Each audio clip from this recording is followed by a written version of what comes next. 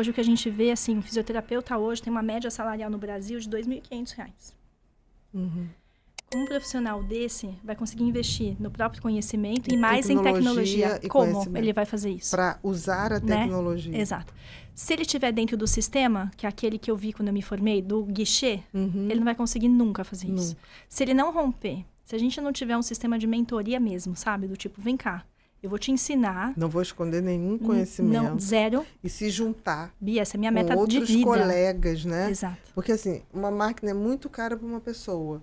Mas se tiver 5 pessoas que pensam naquilo e financiam, porque as pessoas financiam um carro. Bia, eu não vejo as pessoas com tanto problema para financiar um carro. Aí quando vai...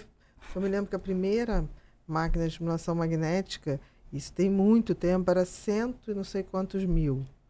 Né? Hoje deve estar 200, 300, 400, sei lá. Há muito tempo, mais de 10 anos. E eu olhei aquilo, em nenhum momento eu pensei, não, mas eu não tenho. Eu falei assim, não, vou ter que ter, porque vai dar certo. Eu fiz a mesma coisa. E assim, quando você tem aquela intenção, é a mesma coisa. Você sabe o que vai fazer com aquilo e você acredita, as coisas vão rodando.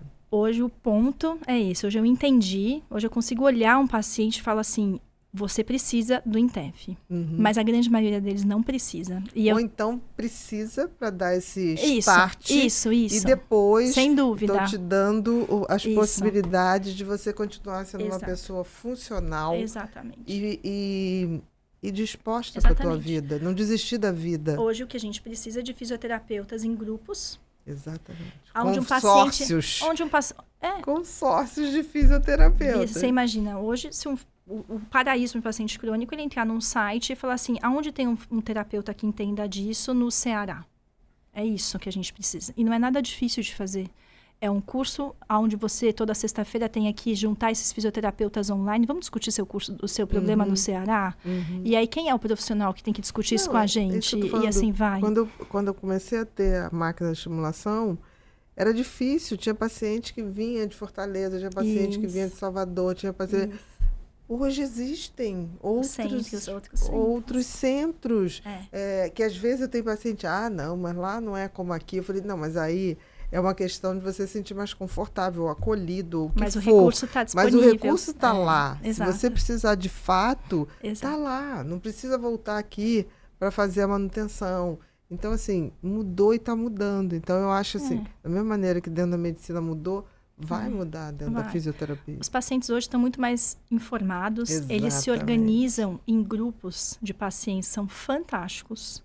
Eu participo de alguns grupos que são assim, tem médicos que pedem para entrar nos grupos de pacientes, para aprender com os pacientes, porque ninguém tem mais publicação sobre aquela doença do que eles sabem tudo, eles são muito organizados.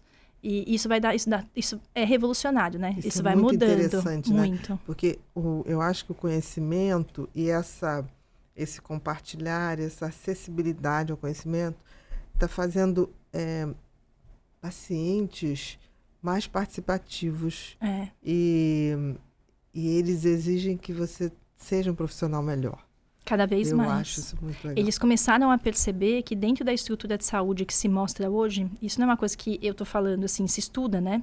Hoje se entende que o modelo de saúde que existe é um modelo para intervenção aguda, que está sendo atribuído para mais da metade da população de pacientes crônicos. Isso não deu certo em lugar nenhum do mundo. Exatamente. E não vai dar certo aqui, não deu certo já. É fingir que estamos fazendo alguma coisa. Exatamente. Mas que não está fazendo nada. Hoje, o modelo de estratificação de risco do SUS, do Brasil, ele é premiado no mundo inteiro. E ele existe, né? Ele foi feito pelo Eugênio Mendes, que é um sanitarista fantástico. Procurem, porque ele é uma coisa... Ele estratifica grau de risco de paciente e consegue propor essas intervenções com a equipe paramédica na frente. Os pacientes estão começando a entender isso. Então, quando ele se vê enlaçado, arrebanhado por um programa do plano de saúde e que faz com que ele tenha uma intervenção mínima, achando que aquilo é tratamento, ele já consegue entender que, na verdade, ele está sendo assim, só arrebanhado para contenção de custo, assim, sabe? Dizer que não está fazendo nada. Isso, não vai tá ali. Fazendo. Eu sempre recebia muito paciente que falava assim, não, mas ele está se tratando. Eu falei, depende. Isso, Bia. Vamos ver. Né? Depende. Como, tipo assim, chegava a gente e falei assim, você sabe se você... um processo de desabsorção na alimentação, você sabe se você tem H. pylori, uma bactéria? Não, mas eu fui no gastro, ele fez endoscopia, eu falei, mas ele fez o teste, né? Fez a biópsia para ver se tinha H. pylori. Não, mas ele me deu o remédio. Eu falei, mas o tratamento da gastrite, que é H. pylori, tem H. pylori e outro, é totalmente diferente. Então, você está sendo tratado, mas não para o que você tem. Talvez por uma outra coisa. Então a gente tem que rever isso. Né? Esses grupos de pacientes, acho que são a grande válvula hoje para que os médicos comecem a mudar os comportamentos. Exatamente. E eu, pessoalmente, vivo hoje um momento muito interessante que é de estar na indústria.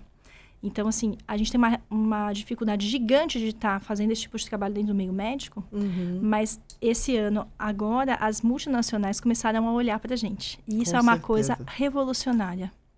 É como se eu tivesse entrado num outro país, falando uma outra língua que eu não falava antes. As coisas andam porque envolve dinheiro. O que as empresas multinacionais fazem hoje? Elas têm aplicativos de monitoramento diário dos seus funcionários. A gente está falando de gente que tem plataforma de petróleo e tudo mais.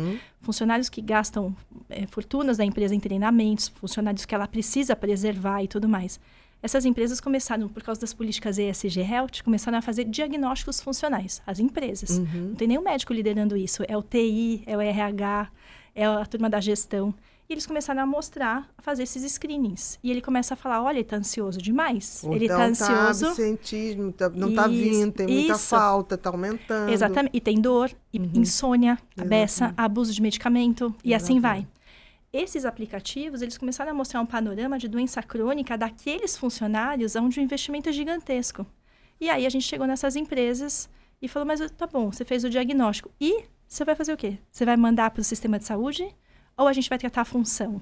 E aí hoje a gente trata a função desses funcionários. Que legal. Então isso já tem grandes empresas fazendo esse convênio. E empresas, assim, com 100 mil vidas. Então, é bem provável que o que a gente vai ver a partir de agora é, a partir dos cases destas empresas, o que os planos de saúde e a medicina não acompanhou. Não conseguem dar conta. Eles vão fazer grandes cases e aí, provavelmente, isso vai se estender para a população inteira.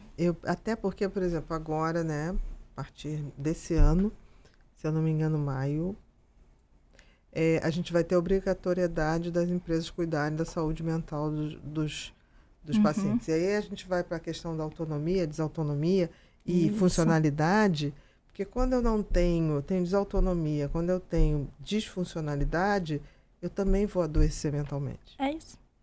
Hoje o que a gente faz em uma grande empresa o paciente trata a parte mental central e eu falava, mas cadê o músculo? Ele vai gastar 15 minutos a mais. O senhor tem certeza que o senhor não quer colocar a reabilitação funcional junto?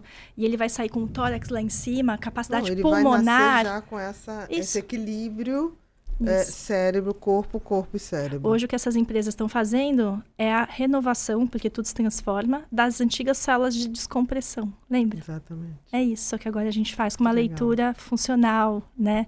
E é ESGH, vai. É isso.